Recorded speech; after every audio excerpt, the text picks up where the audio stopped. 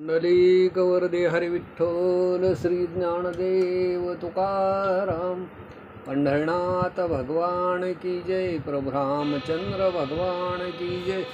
पवनसुत हनुमान की जय. उमापती महादेव की जय.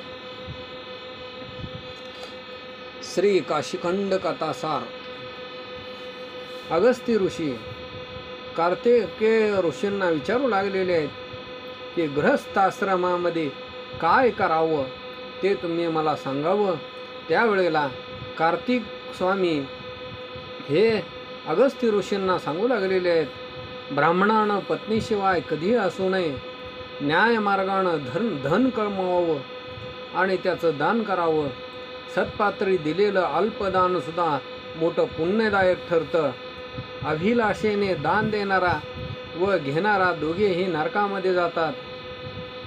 दुष्टाकडून दान कधीही घेऊ नये.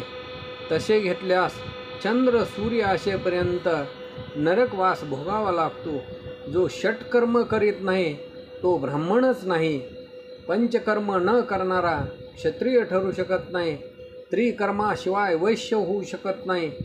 सचैल स्नान करून सत्पात्री दान देणं, असत्याचा त्याग करून सदैव सत्य बोलणं, प्रजेचे पालन करणं, शिकार करणे, युद्धात शौर्य गाजविणे ही क्षत्रियांची कर्तव्ये आहेत. स्नान संध्या, वैश्वदैव पूजन व व्यापार ही वैश्याची कर्तव्ये आहेत. ब्राह्मणाचे षटकर्म करावीत. स्नान संध्या, ध्यानधारणा, वेदाध्ययन, यज्ञयाग, वैश्वदेव, द्रव्यासाठी दुसऱ्याकडे यज्ञ करणे व भिक्षाटन करणे ही षटकर्मे ब्राह्मणाने करावीत.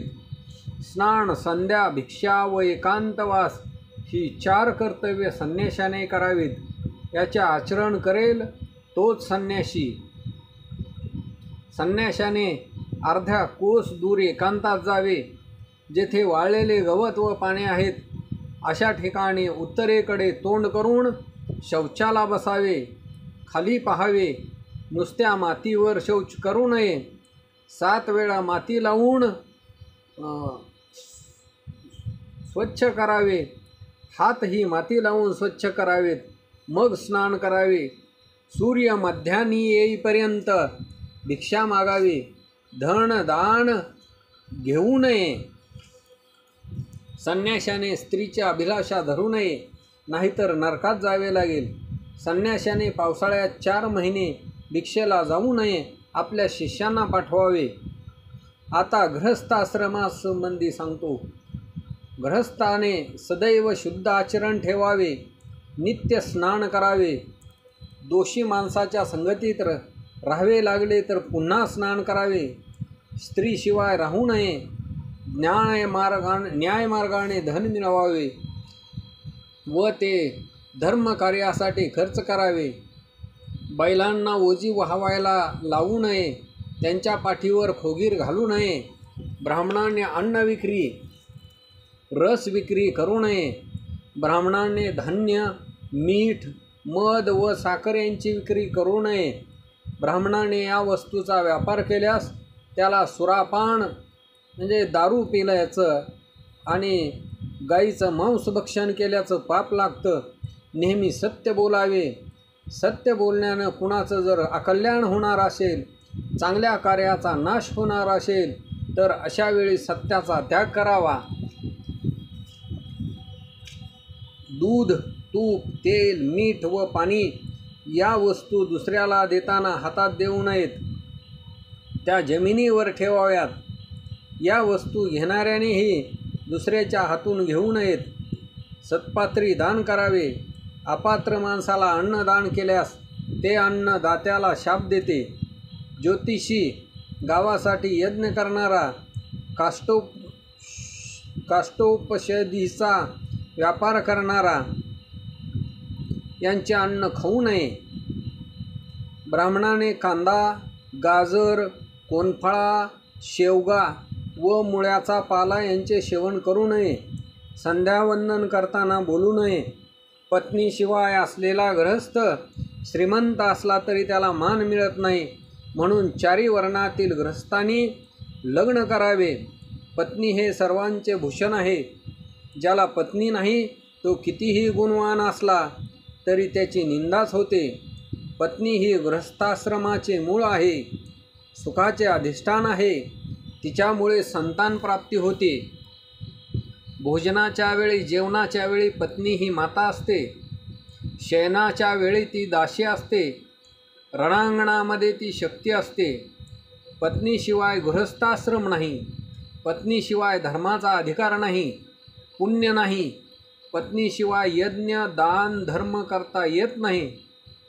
यज्ञ याग करताना पत्नी नसेल तर त्या यज्ञाचे फळ मिळत नाही. अशा वेळी दर्भाची पत्नी करून तिला डाव्या बाजूला बसवावे व यज्ञ करावा. म्हणून चारी वर्णातील पुरुषांनी लग्न करावे. पत्नीशिवाय पितरांना पिंडदान मिळत नाही. तिच्याशिवाय सगळे मंत्र व्यर्थ होतात. पत्नी हे घराचे छत्र असते. दान करणे हे गृहस्थाचे कर्तव्य आहे. परंतु आपल्याजवळ असलेल्या सर्व धनाचे जो दान करतो तो महामूर्ख होय. आपल्या धनातील पत्नी, पुत्र, बांधव व आपल्याला आश्रित यांचा वाटा काढून उरलेल्या धनाचे दान करावे. संपूर्ण धनाचे दान हे व्यर्थ जाते. त्या दानामुळं धर्म घडत नाही आणि मोक्ष मिळत नाही. मुलगा, मित्र, आपल्या घरी आलेला अतिथी, पत्नी, बंधू, गुरु, माता, पिता व आश्रित यांचे गृहस्थाने पालनपोषण करावे. गृहस्थाने बाहेरून आलेल्या माणसाला या बसा म्हणावे. त्यांना अन्न पाणी द्यावे. त्यांचा सन्मान करावा. दया, क्षमा, शांती यांचा कधीही त्याग करू नये.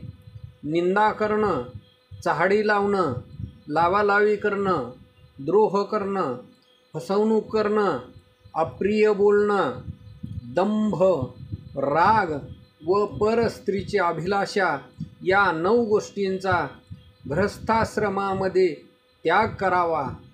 पावित्र्य, स्नान, संध्या, जप, हवन, दान, श्रद्धा, भिक्षा व वेदपठण या 9 गोष्टीचा ब्राह्मणाने कधीही त्याग करू नये.